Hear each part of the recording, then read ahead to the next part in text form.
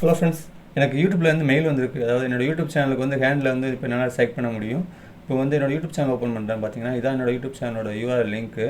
அதில் youtube.com-க்கு அப்புறம் உள்ள லெட்டர்ஸ் ஃபுல்லாமே என்னோடய சேனலுக்குரிய ஐடென்டிட்டி. அதை வந்து நான் மேனுவலாக அட்டுன்னு ஒன்று லெட்டர் சேர்த்து அதுக்கப்புறம் ஏதாவது லெட்டர்ஸ் வந்து ஆட் பண்ணிக்கலாம். அதாவது நானே மேனுவலாக என்னோடய சேனலுக்குரிய லிங்க்கு யூஆர்எல் லிங்க் வந்து ரெடி பண்ணிக்கிற முடியும். அதான் யூடியூப் ஹேண்டில்ங்கிறது.